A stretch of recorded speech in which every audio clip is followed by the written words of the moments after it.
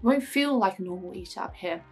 And often we're just like, I don't even know what that would feel like. I can't imagine that. We can wonder what on earth is going on when we're doing everything right to have a healthy relationship with food, and yet don't feel like we do.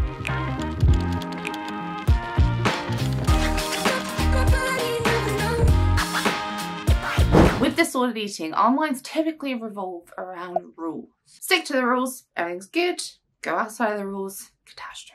The mindset of someone that is like free with food and balanced and a healthy eater naturally, without rules, can seem outright like elusive and mysterious. How do they think about food? How do they make food decisions for themselves? What I see a lot of whilst trying to heal our relationship with food completely understandably is this kind of focus on modeling the behavior of someone that is a normal eater, but how frustrating it is when we try and get food freedom simply by trying to copy the behavior and eating patterns of someone that has food freedom. Yes, we will probably feel improved and we'll learn some stuff, but we won't feel free with food up here. Often we're just like, I don't even know what that would feel like. I can't imagine that.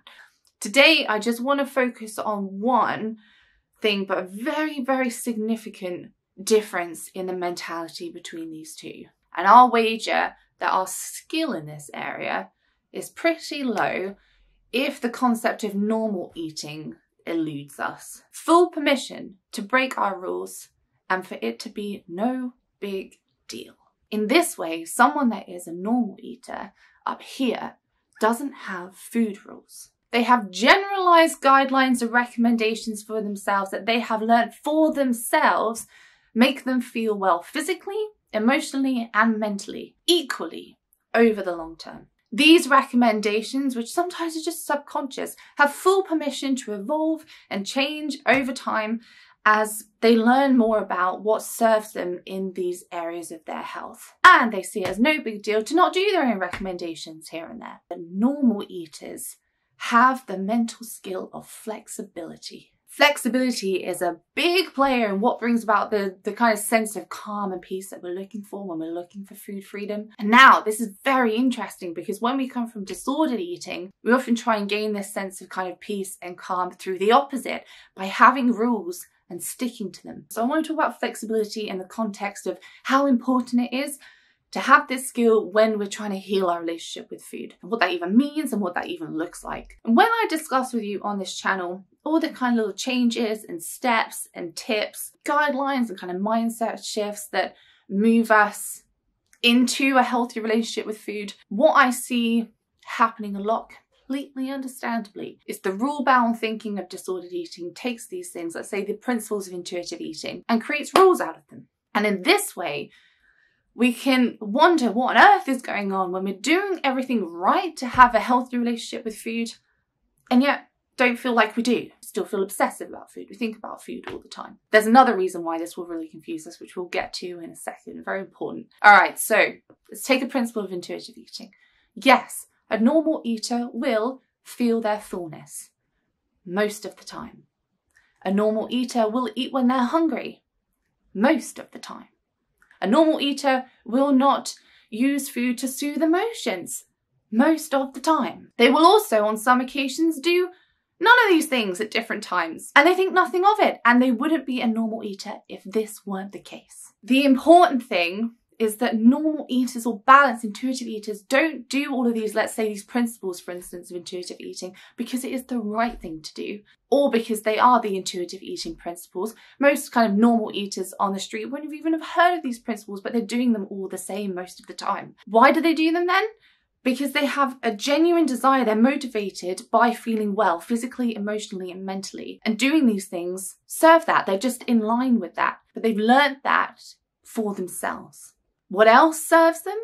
Flexibility. Whilst feeling our fullness, for instance, and honouring it is, yes, a part of normal eating, the second that we say, I can only eat to fullness and no more ever, now we've moved into disordered eating. For instance, I know intuitively for myself that if I have a good chunk of protein and fat at breakfast, then I just feel better on average throughout the day. Yes, I got the idea of experimenting with this through reading and through research, but ultimately I tend to do this in the morning because I've learned for myself that it makes me feel good. Now, some days I'm not at my own house, and some days I'm not hungry for breakfast, and some days I just want to eat a giant bowl of crunchy nut cornflakes. And despite knowing as a recommendation, a guideline for myself, that I feel better when I eat protein and fat for breakfast, sometimes there's simply something more important to me. Like the mental satisfaction that I get when I have a bowl of crunchy nut cornflakes that I really wanted. Or if I'm at my dad's and I'm not at home, spending time with my dad rather than going to the shops and picking up other food for breakfast. Now, I've used this example on purpose because when I had orthorexia, doing this was a rule that I had.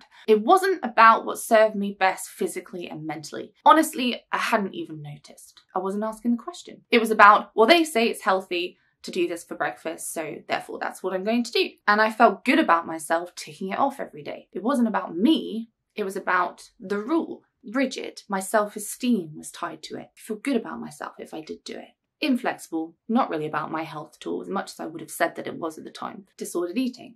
If I'd eaten a bowl of crunchy nut cornflakes from this time, it would have felt like, or it would have been an absolute catastrophe. And I would have seen it as a huge personal failing on my part. Honestly, it probably would have full well just led into a binge.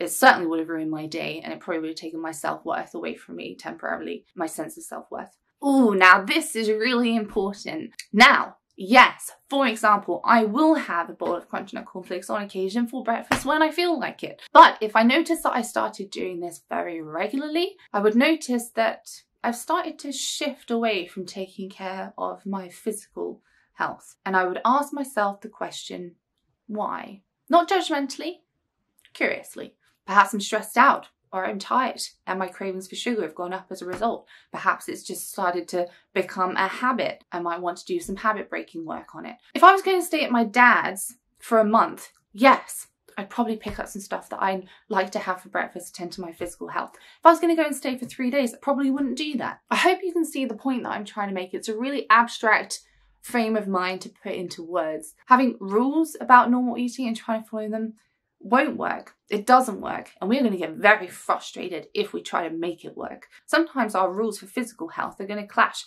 wildly with our rules that we have for our mental health. For instance, I notice that I feel best physically when my meals are balanced. There's some veggies on there, there's some complex carbs, there's some protein, there's some fat. That satiates me, sustains me energy-wise, and I know that I'm providing my body with an influx of a good amount of nutrition to keep it functioning well. Great.